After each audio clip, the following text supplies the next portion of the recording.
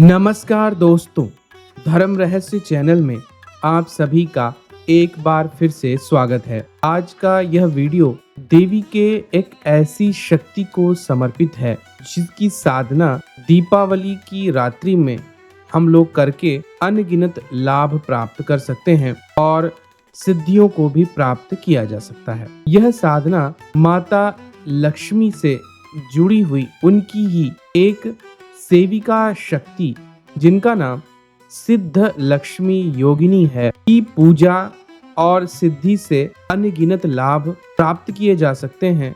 और क्योंकि दीपावली का दिन बहुत शुभ और तंत्र साधना के लिए सर्वोत्तम होता है, इसलिए इनकी साधना प्रत्येक व्यक्ति को करनी चाहिए, जिससे माता लक्ष्मी की कृपा भी उन्हें अवश्य प्राप्त हो जाए, क्योंकि यह प्रिय योगिनी है माता लक्ष्मी की और उन्हीं की तरह सब कुछ प्रदान करने की शक्ति इनके पास है। कौन है यह सिद्ध लक्ष्मी योगिनी, क्या है इनकी कथा और इनकी साधना करने से पहले किस कवच का पाठ करना चाहिए, आज के हम इस वीडियो के माध्यम से जानेंगे। तो सिद्ध लक्ष्मी योगिनी तंत्र साधना योगिनी परंपरा से जुड़ी हुई एक दिव्य और गूढ़ देवी के रूप में जानी जाती हैं। हिंदू तंत्र शास्त्र में विशेष तरह की योगिनियों का स्थान आता है और उनमें से एक यह योगिनी भी हैं, जिनका वर्णन और विवरण जन सामान्य के लिए नहीं दिया जाता है, छिपाया जाता है। सिद्धों के द्वारा इन्हें सिद्ध किया गया, इसीलिए इन्हें सिद्ध लक्ष्मी योगिनी के नाम से जानते हैं। और यह माता लक्ष्मी का ही एक स्वरूप है और उन्हीं के प्रकार धन, समृद्धि और आध्यात्मिक शक्ति प्रदान कर सकती हैं, सिद्धियां दे सकती हैं। देवी सिद्ध लक्ष्मी योगिनी अपने साधकों को धन, वैभव, संपन्नता और आशीर्वाद प्रदान करती हैं। साधकों को यह सिद्धियां भी प्रदान करती हैं, चाहे वह आध्यात्मिक हो, मानसिक हो या भौतिक स्तर की सिद्धियां यह देती हैं। तंत्र साधना में इनका विशेष महत्वपूर्ण स्थान है और गुप्त मंत्रों के माध्यम से अपने सभी प्रकार के कार्यों को एक साधक बड़ी ही सहजता के साथ कर सकता है। इसमें किन किन चीजों की आवश्यकता होती है? सबसे पहले एकांत, शांतिपूर्ण, शून्य स्थान ऐसा होना चाहिए जहां जब यह साधना आप कर रहे हो तो आपको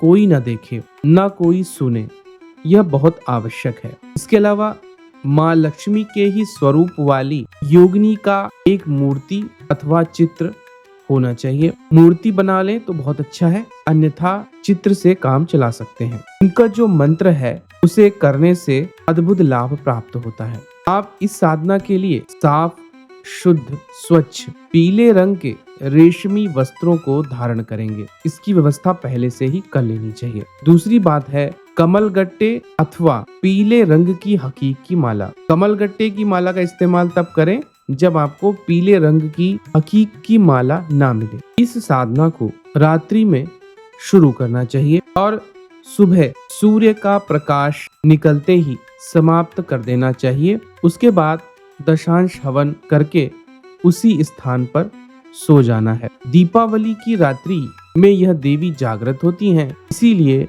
दीपावली को ही यह साधना करना विशेष फलदायी है। जो इनका पूर्ण विधान करना चाहते हैं वह गुरु से परामर्श ले सकते हैं, लेकिन केवल एक रात्रि में इन्हें सिद्ध भी किया जा सकता है। और यह एक शुभ योगिनी है, शांत और सौम्य स्वभाव की है, इसलिए साधना कोई भी व्यक्ति कर सकता है। इनकी साधना से धन, वैभव, संपन्नता के साथ भौतिक सुख सुविधाओं की प्राप्ति होती है। अगर जीवन में कोई संकट चला आ रहा है उसका नाश हो जाता है। किसी प्रकार की व्यापारिक बाधा, नौकरी की समस्या इत्यादि में यह सहायता करती हैं। शत्रुओं का नाश इनके माध्यम से हो जाता है और अनदेखी बाधाओं का यह शमन कर देती हैं। इनकी साधना से विशेष तरह की सिद्धियां मिलती हैं, जिनको गोपनीय रखना चाहिए। किसी को भी आपको बताना नहीं है। अगर आप बताएंगे तो आपकी साधना भंग हो सकती है। इसके अलावा आध्यात्मिक उन्नति जो लोग चाहते हैं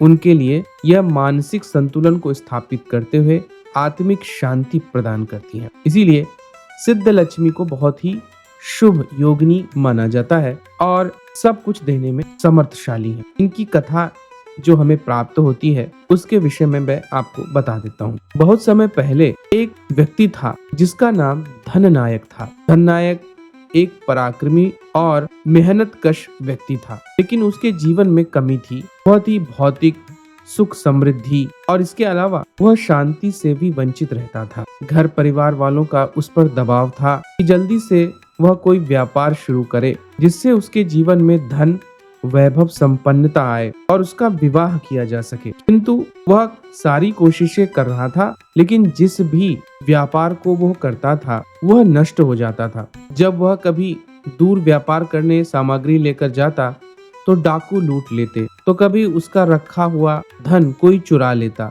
जब वह भोजन की सामग्री बेचने जाता तो वह चूहों द्वारा नष्ट कर दी जाती। इसी कारण से वह बहुत मानसिक रूप से परेशान था। एक दिन यात्रा के दौरान धननायक एक पेड़ के नीचे बैठकर कुछ सोच रहा था कि तभी एक चोर उसकी पोटली चुराकर भाग गया। धननायक चिल्लाता हुआ उसके पीछे दौड़ा, लेकिन वह जंगल में लुप्त हो गया।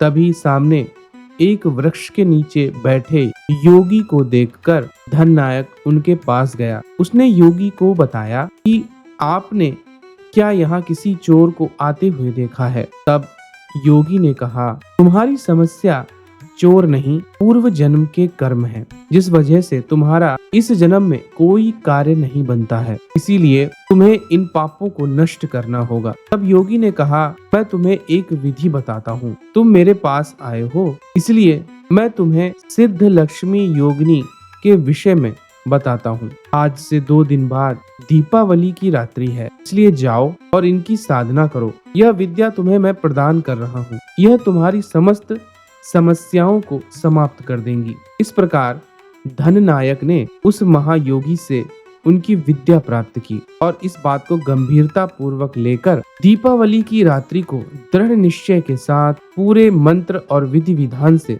वह साधना करने लगा। साधना में उसे अपने चारों तरफ खुशबू महसूस होने लगी। किसी कन्या के पीछे चलने की घुंघरुओं को लेकर आवाज आने लगी। इस प्रकार जब उसकी साधना समाप्त हुई तो सामने एक बहुत ही सुंदर स्त्री को सोने की पोटली लेकर आते हुए देखा। वह इनके पास आई और कहने लगी, हे देव, मेरे पति यहाँ कहीं खो गए हैं। मैं उन्हें ढूंढकर बहुत परेशान हूँ। आप मेरी मदद करेंगे? धननायक ने कहा, देवी, मैं आपकी मदद करूँगा। मैं अपनी साधना समाप्त कर चुका हूँ।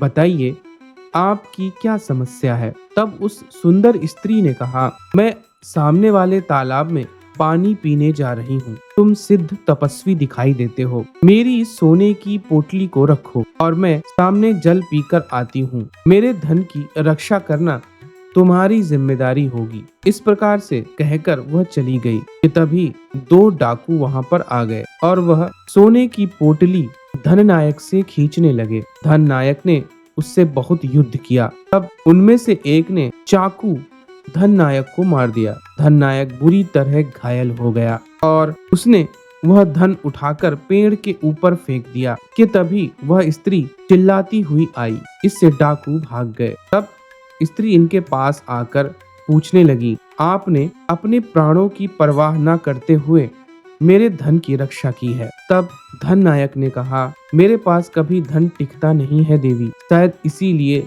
मैंने उसे पेड़ पर फेंक दिया। यह कहते हुए धननायक मूर्छित होकर गिर पड़ा, क्योंकि उसके शरीर से बहुत ज्यादा मात्रा में रक्त का स्राव हो रहा था। इस प्रकार समय बीता। थोड़ी देर बाद धननायक ने अपनी आंखें खोली। एक कन्या अपने गोदी में उसका सर रखकर उसके माथे को बड़े ही प्रेम से स्पर्श कर रही थी। आंखें खुलने पर अद्वितीय सुंदरी एक कन्या उन्हें दिखाई दी। वह कहने लगी, आपको देवी ने ठीक कर दिया है और यह सोने की पोटली दी है और कहा है कि अब इस पोटली को आप अपने साथ हमेशा रख सकते हैं। जीवन में कभी भी आपको कोई कमी नहीं होगी। मैं एक अप्सरा हूँ और इसी पेड़ पर निवास करती थी। आज मैंने शरीर धारण किया है, इसलिए जब तक मैं पृथ्वी पर रहूंगी तब तक आपकी पत्नी बनकर रहूंगी। देवी ने ऐसी आज्ञा दी है क्योंकि आपके परिवार वालों की इच्छा थी कि आपका विवाह हो सके। धननायक ने पूछा कौन थी वह देवी। तब उस अप्सरा ने बताया कि वह सिद्ध लक्ष्मी योगिनी थी जिन्होंने आपकी परीक्षा ली, और मैं पेड़ के रूप में यहाँ वास करती थी। जब तक किसी पवित्र साधक के शरीर से रक्त इस पेड़ की जड़ पे नहीं गिरेगा तब तक मैं मुक्त नहीं हो सकती थी। इसीलिए डाकुओं ने जब आप पर वार किया, आपके रक्त से मैं वापस देवी स्वरूप को धारण कर पाई। इस परीक्षा में आप सफल रहे हैं। इस बार अब आप एक शक्तिशाली राजा की तरह रहने वाले व्यक्ति बन जाएंगे। फिर धननायक अपने घर चला गया। उसकी पोटली की ऐसी व्यवस्था थी कि वह कभी समाप्त नहीं हुई। हमेशा उससे वह सोने के सिक्के बाहर निकालता जो कभी खत्म नहीं होते। आजीवन धननायक ने बहुत अमीर व्यक्ति का जीवन जिया और वह अप्सरा भी उनके साथ उनकी पत्नी बनकर रही। इसीलिए इन्हें धन नायक वास्तव में कहा जाने लगा था, जिसके पास धन की कोई कमी न हो। आगे चलकर यह विद्या धन नायक ने अपने पुत्र और उनके पुत्रों ने गुप्त गुरु शिष्य परंपरा में अन्य साधकों को दी। इस प्रकार यह विद्या आज लुप्त प्रायसी हो गई थी, जिसका विधान मैं आप लोगों के लिए प्रस्तुत कर रहा हूँ। इस साधना को करने से आप निश्चित रूप से जीवन में सफल हो सकते हैं। इस साधना का PDF लिंक इसी वीडियो के नीचे डिस्क्रिप्शन बॉक्स में है, जिसमें आप क्लिक करके इंस्टा मोजो स्टोर पर जाकर दीपावली पर यह साधना करके लाभ प्राप्त कर सकते हैं। इस साधना की सबसे बड़ी विशेषता यही है कि पवित्र हृदय वाले व्यक्ति को ही पूर्ण सिद्धि की प्राप्ति होती है। इस साधना से पहले आवश्यक रूप से लक्ष्मी कवच का पाठ करना बहुत जरूरी होता है, इसलिए लक्ष्मी कवच का पाठ अवश्य कीजिए।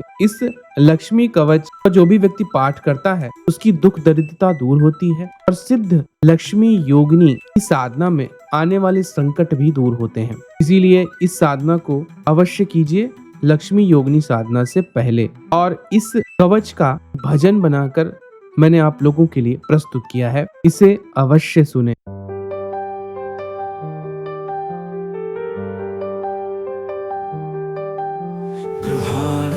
कवचं शक्र सर्वदुःख विनाशनं परमैश्वर्यजनकं सर्वशत्रुविमर्दनं ब्रह्मणे च पुरा दत्तं संसारे च जल्प्लुते यद् धृत्वा जगतां श्रेष्ठ सर्वैश्वर्ययुतो विधे बभूर्मनवः सर्वे सर्वैश्वर्ययुतो यतः सर्वैश्वर्यप्रदस्यास्य कवचस्य ऋषिर्विधि पङ्क्तिश्छन्दश्च सा देवी स्वयं पद्मालया सुरा सिद्धैश्वर्यजपेष्वेव विनियोगः प्रकीर्तितः यद् धृत्वा कवचं लोकः सर्वत्र विजयी भवेत्।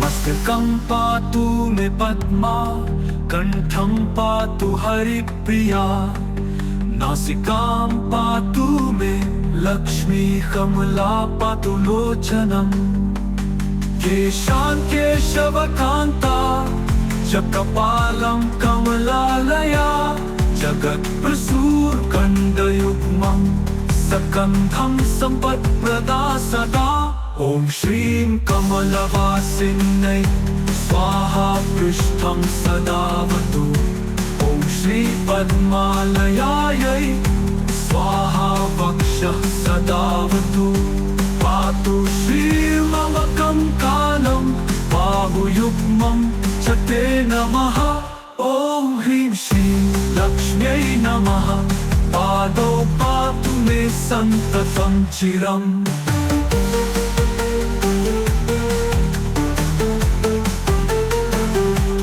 ॐ श्रीं नमः पद्मायै स्वाहा पातु नितम्बकम् ॐ श्री महालक्ष्म्यै स्वाहा सर्वाङ्गं पातु मे सदा ॐ ह्रीं श्री ह्रीं महालक्ष्म्यै स्वाहा मां पातु सर्वतः।